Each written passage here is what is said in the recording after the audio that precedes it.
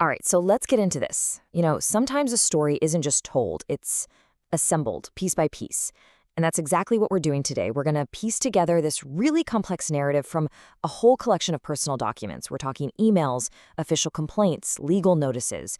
It's a story about someone fighting a battle on multiple fronts and documenting every single step. Our story really kicks off right here with this formal complaint. This letter was sent by a woman named Jacqueline Moore to the Kalama Police Department, and it sets a really serious, urgent tone right from the get-go. She's alleging misconduct, civil rights violations, even cybersecurity threats. So right away, you know this isn't just some simple dispute. She's framing it as something much, much bigger. And this is the line that wow, it jumps right off the page.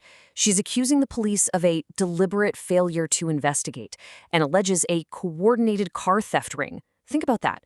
Right away, you can feel how high the stakes are from her point of view. We're talking grand conspiracy, institutions failing. It's a lot. But believe it or not, this is only one part of the battle she's fighting. So while she's trying to take on these alleged car theft rings, there's another, much more immediate crisis brewing. And this one is a legal battle that's threatening her home. Let's dig into this side of the story. This is the number that's at the heart of it all, $7,500. It's the exact amount at the center of a legal case filed by Pelican Hill Apartments, LLC, against Jacqueline Moore.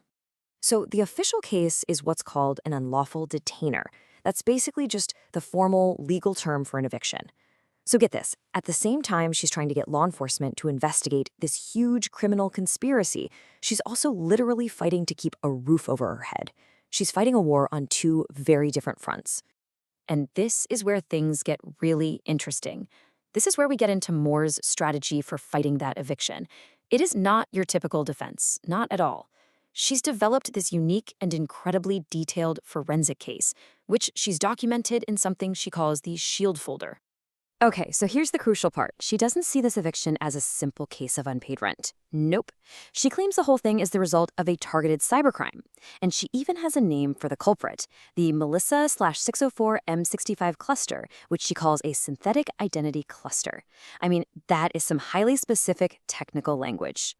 So here's the core of her argument, and it's a fascinating one. She's saying the money isn't actually missing. She has a specific term for it, capital in recovery.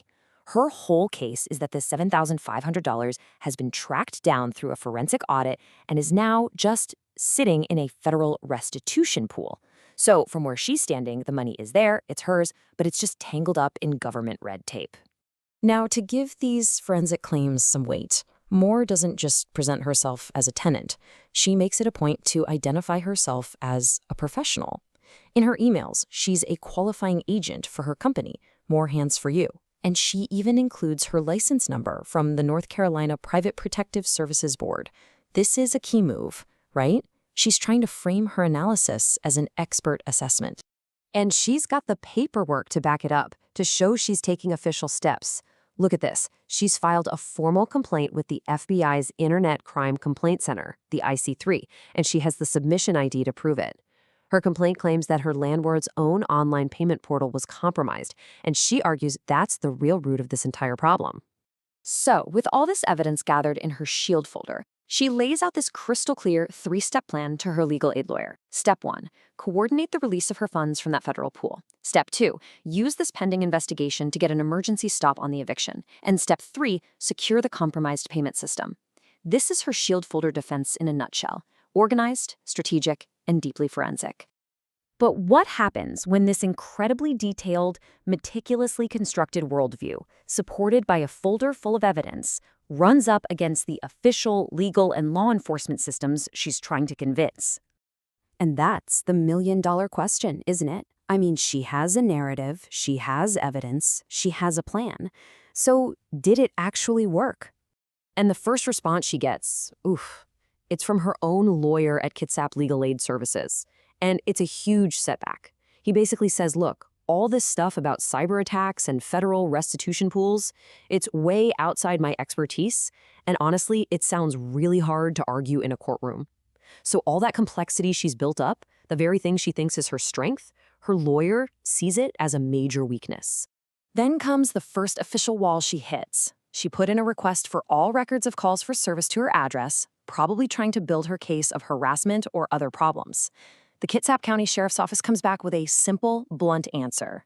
We have nothing. 0 records. And then another wall goes up. She contacted the Washington Criminal Justice Training Commission, looking for records about her complaints. Their response? Well, since you never actually filed a complaint with us, we wouldn't have any records for you.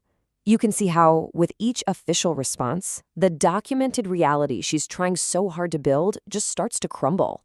So what we're left with is this profound clash. This isn't just a legal case anymore. It's become a battle of narratives. It's about what happens when one person's very specific system for understanding the world runs head-on into the systems of law and bureaucracy. And this map is a great reminder that at the center of this whole storm of documents and legal filings and cyber forensic terms, there is a real person in a real place. This entire kind of abstract conflict is grounded in one person's fight for their home and for their version of the truth. This slide just lays out the fundamental disconnect perfectly.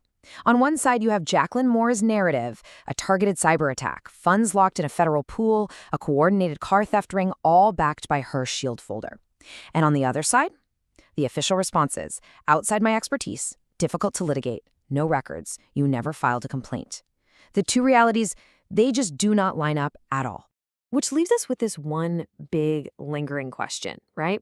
After going through all these documents, you just have to ask, what happens when the story a person tells and all the evidence they've carefully gathered to prove it? What happens when that story exists in a reality that the official systems just don't, or maybe can't recognize? It really makes you think about evidence, about belief, and about how incredibly hard it can be to make your own truth heard.